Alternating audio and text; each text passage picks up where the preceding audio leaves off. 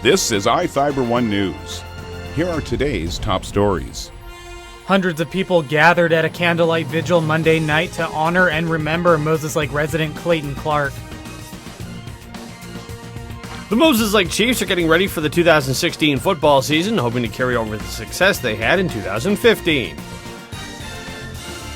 A new school year brings another year of high school football, and the Moses Lake Chiefs are getting some help with safety again this year thanks to dentist Dr. Craig Harder.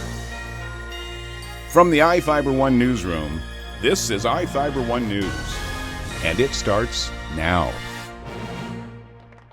Hundreds of people gathered at a candlelight vigil Monday night to honor and remember Moses Lake resident Clayton Clark. The 18-year-old man died Monday evening after reportedly crashing his car into a canal early Sunday morning in Moses Lake. Clark graduated from Moses Lake High School in June and was a member of the high school wrestling team.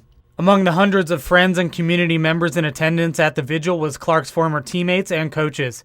The team shared a message on Facebook stating, quote, "It's with a heavy heart that we announce today that we lost a son, a brother, a teammate, a friend, and a chief.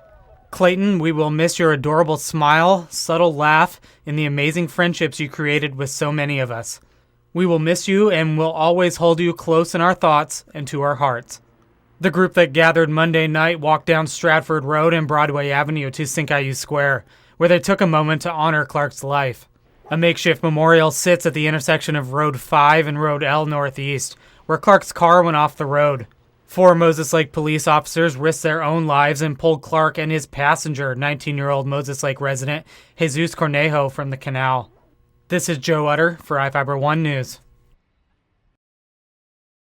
The Moses Lake Chiefs are getting ready for the 2016 football season, hoping to carry over the success they had in 2015. The Chiefs finished 9-4 last year, but went undefeated on the way to a Big 9 title and a spot in the 4A state tournament. Their hopes for a state title ended on their home turf at Lions Field with a quarterfinal loss to Richland, and head coach Todd Griffith said he's working on keeping his players focused and not resting on their laurels. We got another tough non-league schedule. I think that's one thing to set us straight right off the bat. I don't know about the target on your back. I mean, I'm sure that like I told the kids, you're probably gonna get everybody's best game. I don't know if everybody thinks we're number one in league or whatever. I don't really care. All I care about is our kids getting better every day. I think we're a talented group. I think we could be pretty good, but the way we practice today, we got a lot of work to do. So, our kids are ready and they're ready for the challenge. Finish the sentence for me. So it'll be a successful season for Moses Lake if what?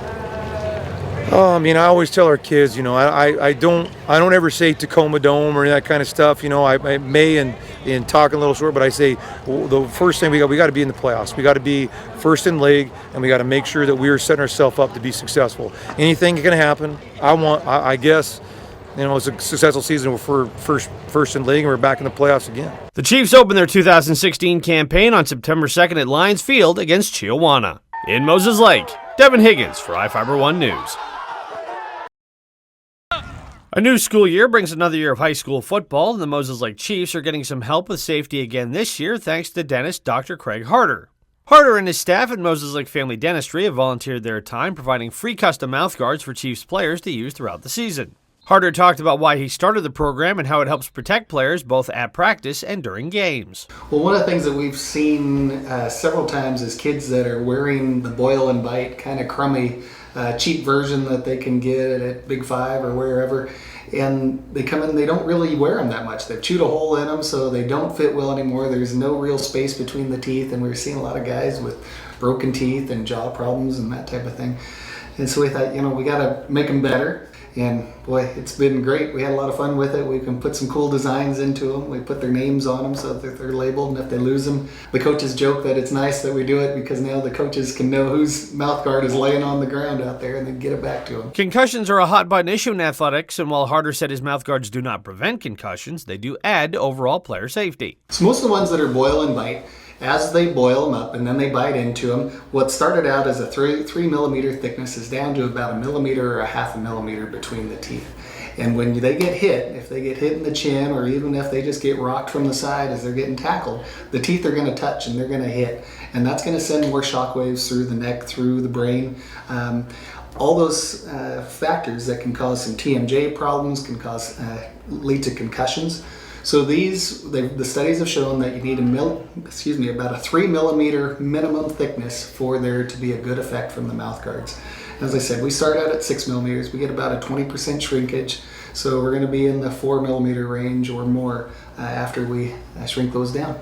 Harder said he's working with other high school sports like soccer and volleyball and showing them the value of the mouth guards as a way to keep student athletes safe. In Moses Lake, Devin Higgins for iFIBER 1 News. Cloudy skies to start out the week, but after Monday, clear skies and mid-80s. Hi, Jeff Slikey taking a look at the forecast from the iFIBER 1 Weather Center. Monday will be at about 80, Tuesday 84, Wednesday clear skies and 86, clear on Thursday and 87, Friday near 90 once again, and the weekend is looking nice. To learn how fiber can make an impact in your home, check iFIBER.tv. For iFIBER 1 News, I'm Jeff Slikey. This is iFIBER 1 News. For more information on these stories and other news, visit us online at iFiber1.com or check us out on Facebook.